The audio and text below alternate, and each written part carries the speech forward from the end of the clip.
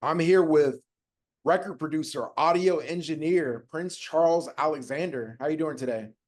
Good, and yourself, Ryan? I'm excellent. I very inspired. I watched your TEDx talk.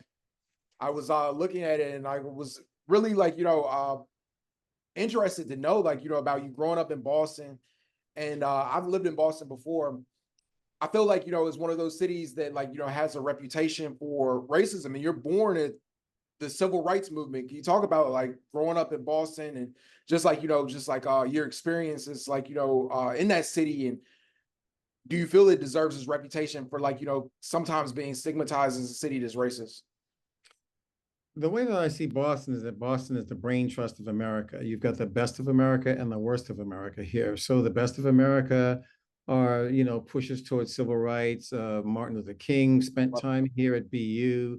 Malcolm X was at the mosque here in Boston. Minister Farrakhan was at the mosque here in Boston. So you've got a lot of extremely liberal Black thought here in Boston.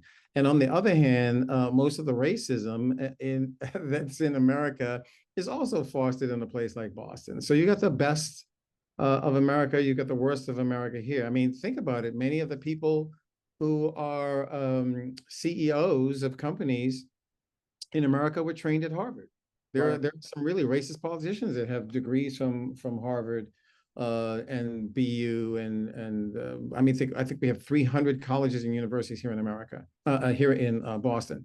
So the cool thing about being a Black person in Boston during the civil rights era is that if you can survive that, you can survive anything because you're learning how America works. You're not like in Atlanta where you're surrounded by a Black population and you think, oh, so if I can navigate the Black world, I can navigate America. That's not necessarily true. But if you can navigate Boston, you're actually navigating the real America, all of the warts and bumps and as well as the progressive ideas and progressive legislation. A lot of those concepts live here in this city. And if you're intelligent enough to and perceptive enough, you can come out of here with something that's moving as fast as New York, but um, as mellow as a Minneapolis. And I think Minneapolis is another racist city, but we'll talk about Boston here. Most definitely. And you went to the Boston Latin School, which is a very prestigious school, one of the oldest public schools in America. I think five members who signed the Declaration of Independence were educated at the Boston Latin School. What was it like going to school there and getting your early start in education? Boston Latin School, when I went there, was an all-male school. So I didn't interact with young ladies until I was in the education setting until I was in college. So so we were groomed to be Spartan-like. We were groomed to be well educated, macho, not weird, aggressive 21st century macho, but just like the man is a man is a man. And all of that's well and good until you get to, well, but I'm a Black man. And there were no avenues for that expression. So we had to create them. And I think by the time I got to be a senior, I was the president of the Black Student Association. But prior to that, some of the athletes, some of the guys on the football team, we would look up to them. We were getting together as Black students. And it's really funny because I looked at my picture recently when I was in the seventh or eighth grade, surrounded by I don't know, maybe like 20 or 30 African American men. And I just went to Boston Latin last week, and I think there might be like 250 African American men and women now at the institution, or boys and girls. And things have changed. Things have uh, there has been incremental change. And the incremental change does not mean that the work is done. It means that change has occurred, which, these are the things that I was working on when I was at Boston Latin. Busing happened when I was in the 10th grade. And the racism throughout the city, it was kind of like the racism throughout the city got more stoked during the busing era. Right. Most African Americans, you see Trump, and you know that Trump is dog whistling and calling out the racists, and they all love him, blah, blah, blah. It was the same thing that was going on in Boston. We had a woman named Louise Day Hicks, and she was just going hard saying that we don't want to be in the classroom with these black kids. And I'm saying black kids. She wasn't saying black kids. Right. Because you grew up in Dorchester, and Mark Wahlberg, he's talked like, about in the past, like, when he was growing up in Dorchester, he would chase black kids and yell racial epithets. So I didn't grow up in Dorchester. I grew up in the South End. The South End is like almost near the core of the city. Right, The right. South, Yeah.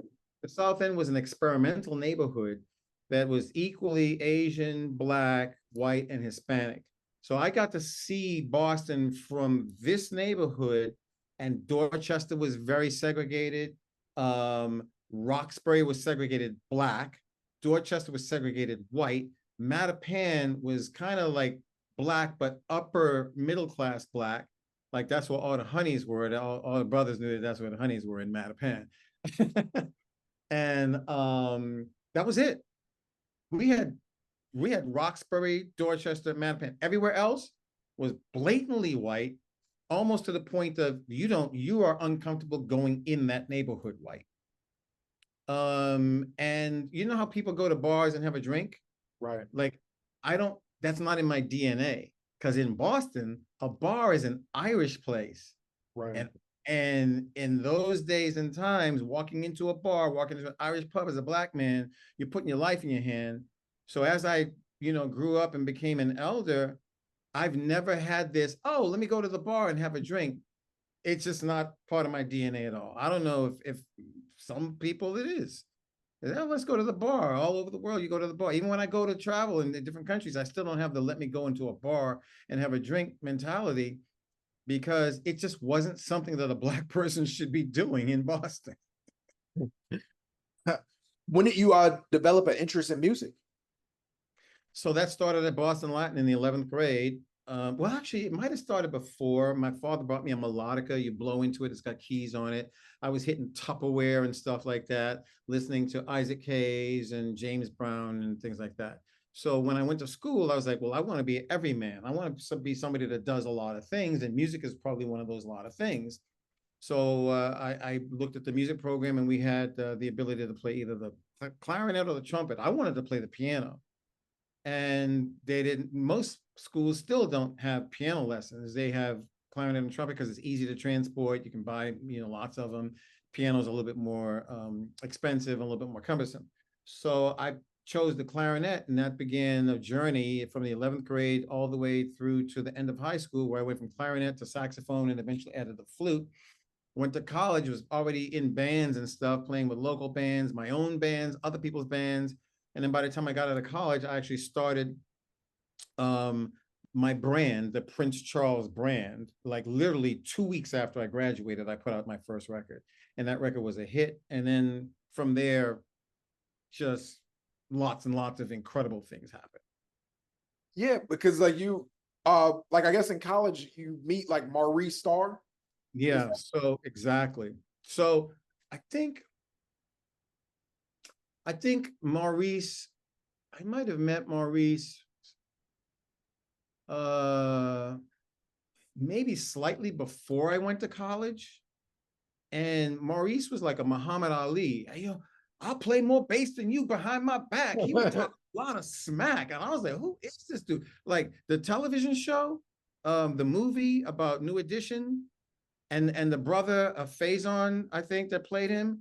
Okay. See, Faison did Maurice Starr no justice. Maurice was more like a Terrence, what's his name? Terrence Howard. He was more like a Terrence Howard. He was like a good-looking brother, right? And there was charisma around him, and girls around him, and money coming around him. And I'm looking at Maurice like, damn, he could sing his butt off. He could play piano, guitar, flugelhorn, saxophone. And I'm looking at this brother like, okay, if you're going to be a self-contained musician, it looks like that. it looks like Prince, and it looks like Maurice Starr. So I'm going through college. I got this image in my mind. And then I got a call one day from Maurice because he had heard about me going around town and I'm this hot musician playing saxophone. And I could play keyboards too. He said, "Do you want to join my band and play keyboards in my band?" I was like, hell yeah. So Maurice said, "Do this on your right hand, do this on your left hand." He actually taught me how to play keyboards in an R&B group and in a soul group. And by the time he put his first record out, About Time I Funk You, which y'all really need to go and check it out and listen to it, it's banging. It sounded so much like P-Funk, and P-Funk was the hot group of the day, that I was like, "Maurice, can I get one of those? Can you do that for me, for Prince Charles?" And he looked at me like, yeah, whatever. I said, no, serious. Like, I've tried creating a group with all my buddies. None of them really understand what I understand about the business. I need to do this for myself. And I need a sound, and you have the sound. Can you give that sound to me? We talked about it. He agreed. We went in the studio. We came up with a record called In the Streets, and the rest was history. Maurice, look, I don't know, the general and his weight ballooned out of shape and all that kind of stuff. But I'm going to tell you, I will go to my grave praising Maurice Starr as a world-class, top of the top music producer. Most definitely. And during this time, like, you were touring Europe and eventually you get signed to Virgin Records. Yeah, so I put out the first record, then I met Tony Rose, and Tony Rose became my partner and collaborator. He actually funded the money for me to do my first album. Then my first album, I was kind of still broke. I wasn't really making any money, so I moved to New York, and Tony was already in New York, and then we started working on the second album. We sold the rights for the second album to a cassette-only company. They're called Reach Out International Records. Reach Out International Records then sent the cassettes to England, and the vinyl rights were available. So the vinyl rights, we got Greyhound to log in for my first single. And then Virgin was looking at me because I was kind of blowing up. My name is Prince Charles, right? And here I am in England with this name, Prince Charles. I'm black and I got studs and, metal and chains and all this over me. So they were like, "Who is this guy calling himself Prince Charles?" And the next thing you know, I'm kind of blowing up in the media. And Virgin kind of heard about it, was like, "Who is this guy?" So they heard my music and basically signed me sight unseen, just because of the notoriety I was bringing to the name, and the fact that people were listening to my music and buying my music. So I signed that deal. They purchased the rights to the first album, the vinyl rights to the second album, and then gave me a budget for the third album. So I've got, the first album was called Gang War, the second album was called Stone Killers, and the third album was called Combat Zone. And I got to preface this. My first record came out a couple of months before Rapper's Delight. So this whole journey of the next 7 years of my life, making those 3 albums, was in the shadow of this emerging genre, which was getting stronger and stronger and stronger every year. So I'm a funk artist. Cameo, Rick James, Prince, Parliament Funkadelic, and, with spandex and glitter and feathers and strippers on stage and all this kind of stuff. And these hip hop artists are coming along, and they have a really pared down product, 2 guys on a stage and a turntable. And they're just spitting. Nobody's playing guitar, nobody's playing bass, nobody's playing drums. And it's like, that can't be a serious threat, right? Sure enough, it was. And I'm checking this out. Every time I'm making a piece of music, I'm checking this out going, okay, I'm not a rapper. I'm not a turntablist guy. I got to believe in what I do. But at the same time, I see that this thing is getting stronger and stronger and stronger. And then one day I'm at Madison Square Garden performing in front of my audience. And I'm thinking to myself, I don't know how much longer I can do this. And that's what got me into, well, what else can you do? Yeah, it's because, during that period, you see the transition. If you look at, like, the history of the the art form, and you see like, you know, World Class Wrecking Crew with Dr. Dre, and then like how he transitioned to NWA, because like, you know, at that particular time, like, you know, Prince was popular. So like live instrumentation, you know, loses a lot of popularity, and you go into audio engineering. Do you think that was like pretty like common for like, you know, artists who were doing similar things as you? It was a hard choice. So Dre and all of them are younger than me, right? Right. So I'm 21 putting out my first record when Rapper's Delight drops. Yeah. Dre might have been like 16 or something, or 15. So the influence to become a rapper was easier for him.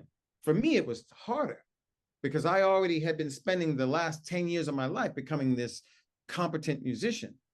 It's really funny because I bumped into Curtis Blow, and have become really, really good friends with Curtis. Curtis is my age. And I keep asking Curtis, Curtis, how come you didn't play an instrument? He said, because I was surrounded by a bunch of guys that were doing turntables. Like, yeah, I wasn't surrounded by that. I was surrounded by a bunch of musicians. So it wasn't impossible for somebody like me to be influenced by hip hop. It just was, hip hop was in New York. Right. Boston was close to New York. We were having this conversation and this dialogue, but it just wasn't the same in the city of Boston. In the city, if you were into music, you were playing an instrument. In New York, if you were into music, you were holding you know, block parties and getting the turntable out and seeing everybody dance. So this juxtaposition and this transition was very tough for people my age and slightly older, because Rick James is older than me. So we were just bearing down on funk, and we did it as long as we could until 1985 when Walk This Way came out with Run DMC and Aerosmith. That was the nail in the coffin. Right. Funk is dead. We, the record companies in America, who really don't like black music anyway, we just do it because we're gonna make some money, are having now acknowledged that hip hop is gonna make us more money than funk. You only got 3 people on stage as opposed to 7 people, 13 people in a band. Then everybody's crabbing and saying, "Where's my money? Where's my money?" I only got 3 people to deal with in hip hop. It's a very low cost product in terms of go in the studio, make a beat, rap on top of it, boom. That took us a day, 2 days, 3 days at the most. To make an album with a funk group might take you 6 months. So the economics of it changed around 1985. The last purely invested funk album from my viewpoint is Word Up by Cameo, which came out in 1986. After 1986, all the money's going to hip hop. And so I'm sitting there like, it's 1986. I'm in Madison Square Garden. I got a deal in Europe. And in Europe, you know, the time lag was a lot slower than it is now. Now the time lag is instantaneous. Back then, I'm in America knowing that hip hop has taken over and funk is dead, but I'm a funk artist with a deal in Europe, and I'm like, it's coming. It's coming. I'm gonna get dropped. I'm gonna get dropped in a couple of months. I already know that because I'm in America. So my brain is like on fire. Like, well, what am I gonna do? I need to go find somebody to produce. What am I produce a funk act? Everybody's getting dropped. You want to produce a hip hop act? Okay, what are my ties to hip hop? I don't have none. But where do they make hip hop? In the recording studio. Who's in the recording studio making hip hop? The artist, the producer, the audio engineer. And I'm like, okay. So if I study audio engineering, it'll make me a better producer, and I'll be putting my hands on hip hop product. I'll be learning the new way to make music. So I'll benefit from it all the way around. And that was my plan. And can't beat a man with a plan. Most definitely. And you had a lot of success, like, you know, like right away, like, you know, as an engineer, like you started producing for people like Mary J. Blige, Puff Daddy, you know, Usher, Boys the Men. What were the earliest groups? I know, like, you know, Diddy, like, you know, approached you like to work with him. Yeah. So I love it. And I knew it at the time that 86, 87, 88, 89, 90, 91, 92, that 6-year period would be like a single line in my bio. I knew it when I was going through it. Okay. Like it was, and then he became a producer engineer. No, that was 6 years of grinding, baby. It was like, like how much, let me come in for free and I'll show you my engineering. And then after that, we'll negotiate a rate, and just working in a studio for $15 an hour and scrubbing toilets and sharpening pencils and putting paper out for the engineers. So I had to come up from being a runner that became an assistant engineer. And I had to do that for like, I think I was a runner for 6 months, and I was assistant engineer for like 2 months. And I went on a tour. And on that tour, I said, I'm gonna dedicate my life to the studio. I came back, did 6 months as an assistant engineer. Then I did 6 months as a recording engineer. Then I did 6 months as a mixer recording engineer. And then Kashif, who did Evelyn Champagne King and Howard Johnson's Ooh, So Fine, he pulled me out of the studio, and I was making more money with him in a week than I was at the recording studio. And then he went cold. So after a couple of months, I was like, oh snap, he can't pay me anymore. I gotta figure out how to make some money. So now I'm a freelance engineer, and I'm running around. It's about 1990 now, and I started the engineering thing in '86. So it's 4 years, and now I'm a freelance. I've come all the way from being a runner, getting my education in engineering, being a runner, being an engineer. Now I'm a freelance engineer. It's about 1989, 1990. And I come back to New York because we were in LA. I come back to New York, and I'm working in a studio, and this kid goes by one of the studios, and he hears how I'm making the music sound out of these small speakers called Yamaha NS10s, which was kind of a staple for people in audio and mixing back in those days. And it sounded like it was just banging. And he said, who are you working with? I think I can, I think I'd like to have you work on some of the stuff that I'm doing. That kid's name is Dr. Seuss, Chad Elliott. He was a junior producer with a group called Jodeci. I have been trying to get with, because I've been working with, not Uptown. I had been working with Hush Productions. Hush Productions had Melba Moore, Ray Goodman, and Brown. And I had been trying to get with Uptown because Uptown had Father MC and Mary J. Blige and this new group Jodeci. This kid walking by the studio was a junior producer with Jodeci. He turned me on to them, and then I did Diary of a Mad Band for Jodeci in 1990. Puffy was their A&R person. When they went to do the next album after that, they went to my friend Jimmy Douglas, and Jimmy had moved out of Manhattan. He was up in Rochester, and that's when the whole Rochester thing began. And Timbaland was with them, and Missy was with them, and they all went off and got found by Sylvia Rhone, this very, very well-known music executive. And so basically, my main client, Jodeci, went out, and I gave it to one of my buddies, and he's out in Rochester, like jamming. And I was in New York, and their A&R guy, Puffy, called me up and said, hey, I have a bunch of artists. Do you want to come and help me with my artists? I was like, sure, why not? And that was the beginning of Craig Mack and Notorious Big and 112 and Total and Mary J. Blige and Faith Evans and Carl Thomas and Black Rob and so forth and so on. The whole Bad Boy roster. Every artist on Bad Boy for the first 10 years, I touched their music in one way or another. That's incredible, man. I love, like, a lot of those Bad Boy artists, especially Craig Mack, rest in peace. You actually engineered One More Chance by Notorious Big. What was that like? Do you remember, like, that experience? The funniest thing that I remember about One More Chance is that the album that it was, or the record that it was sampled from, because I think we did the remix. I think I did the remix. And the record that it was sampled from was a DeBarge record. And it's two pianos, and the two pianos have different levels. One is a little bit louder than the other one. And we had this thing on the console called automation, where you could actually raise a level, lower a level, raise a level, lower a level. I literally went through the whole song, and then I took the lower one and turned it up. So I'm going down, up, down, up, down, up through the whole record. And I remember that, and it actually helps Big's voice to sit on top of the record a little bit differently so that he doesn't sound too big when that second piano comes along. I do remember Big being, well, I remember Puffy being not, what's the right word? He was confident, but not sure that Flavor in Your Ear would work. He was Mm. confident, but he didn't know.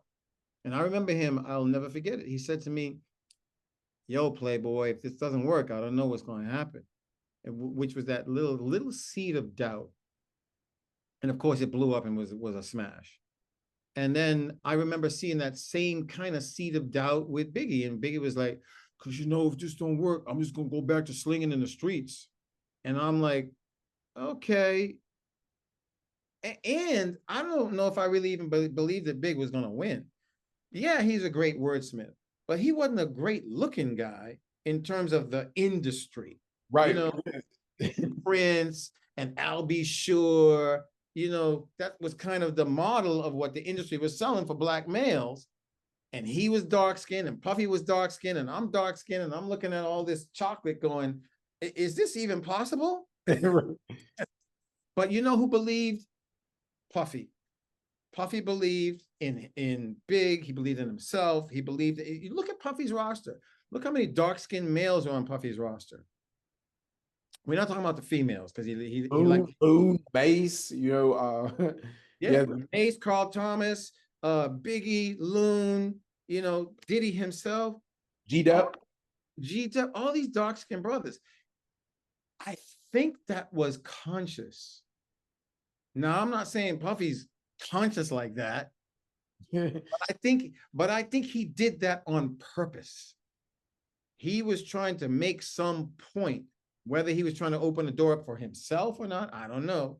But there, and I heard Puffy, and I know we're talking about Puffy and he's in a lot of trouble right now, but I'm back at 1992 Puffy, right? So that was a whole different thing. I heard Puffy speaking the other day. Somebody sent me a clip where he's talking about at my level, at my billionaire level, Ciroc is not planting the agave at the field for me to be successful. I go down there and all the offshoot brands and of Diego or whatever that company is that he sued have their agave plants planted, but they're not planting my plants. Right.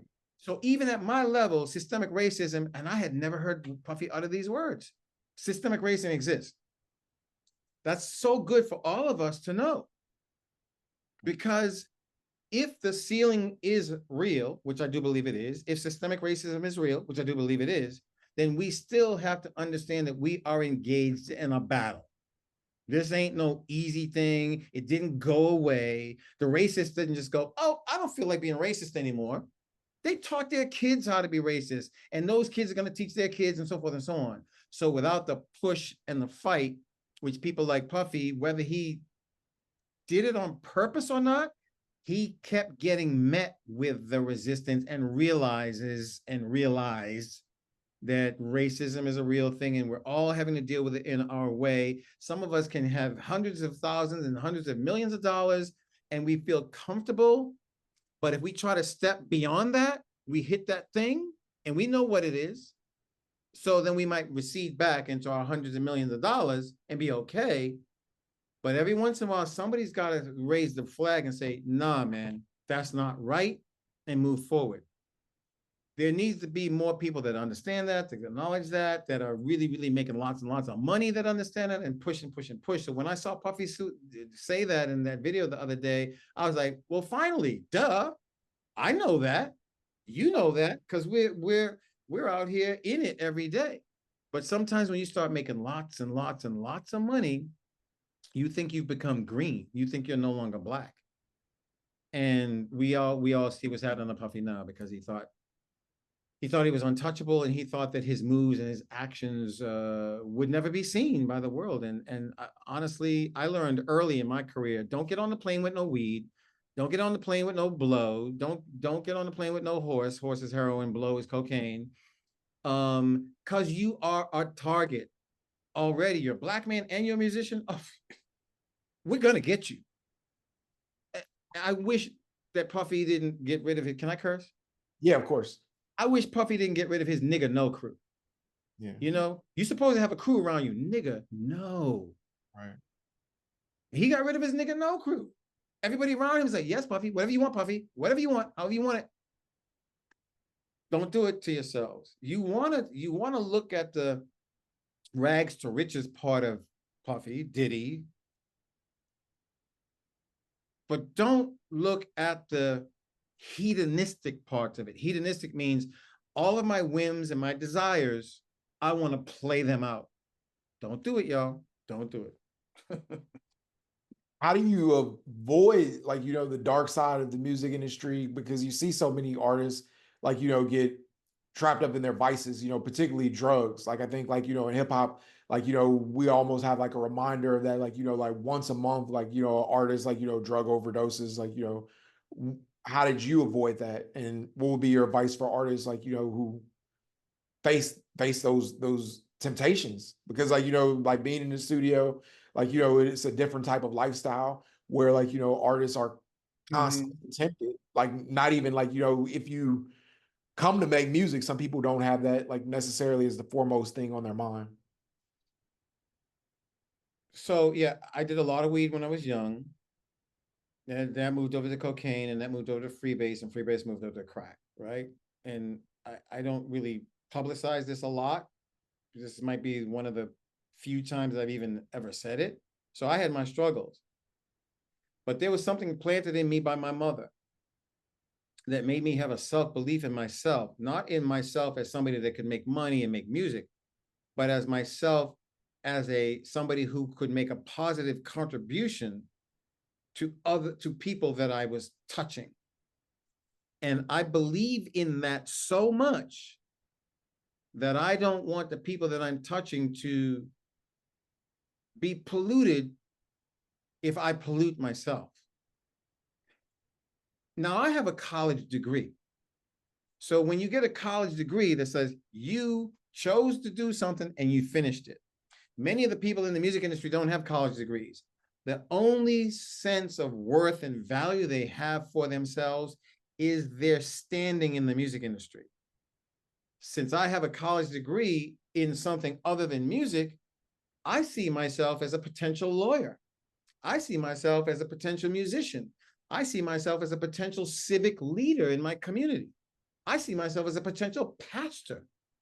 So I see myself in other ways other than just music and musicianship and the ability to create records that can go out and be banging in the club. And I don't want to let myself down. It's difficult to think like that when you're 23, 4, 5 years old. But my mother did that to me.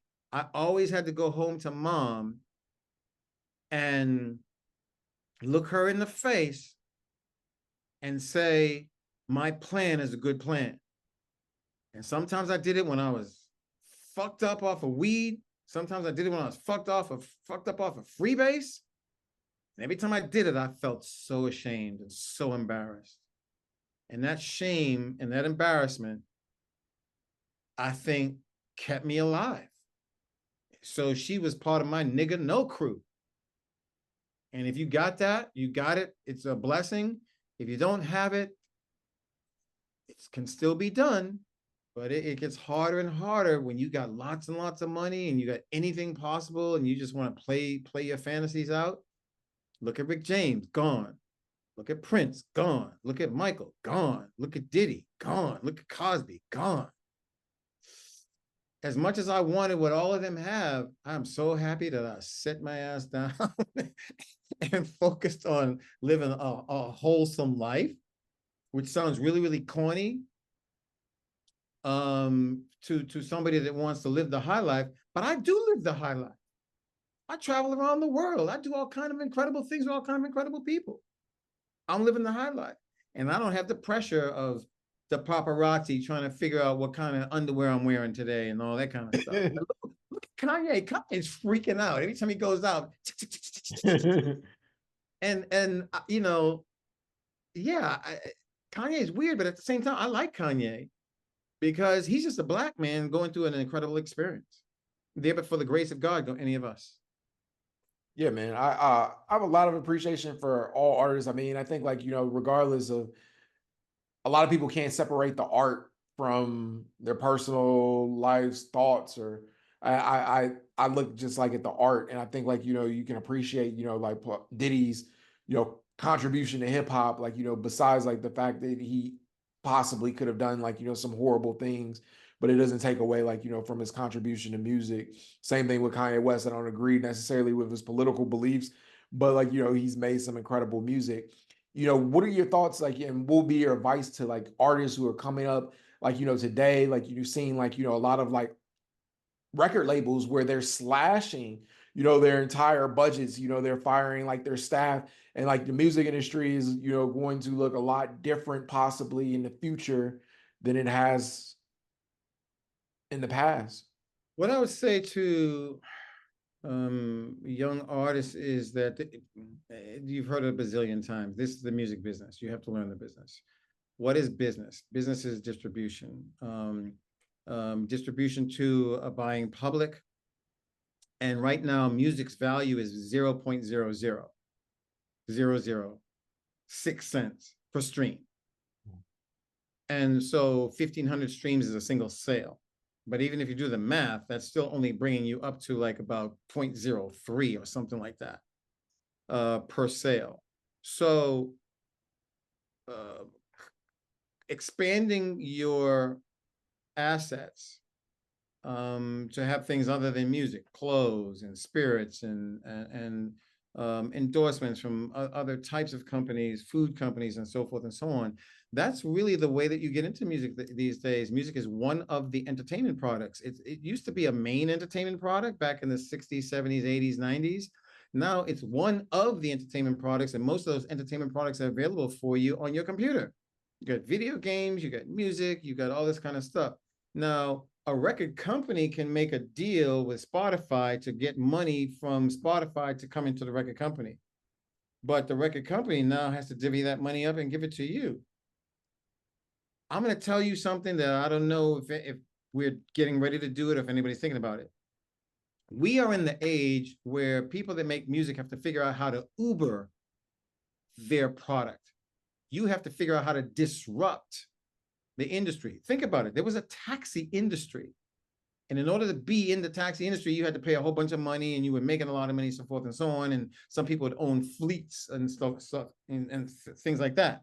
Along comes Lyft, and then along comes Uber. And now when you go to a different city, like Uber, Uber me there, Uber me there. They figured out how to do it.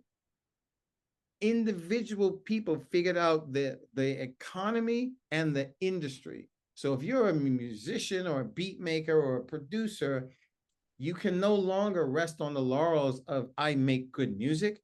You have to work on I make good business.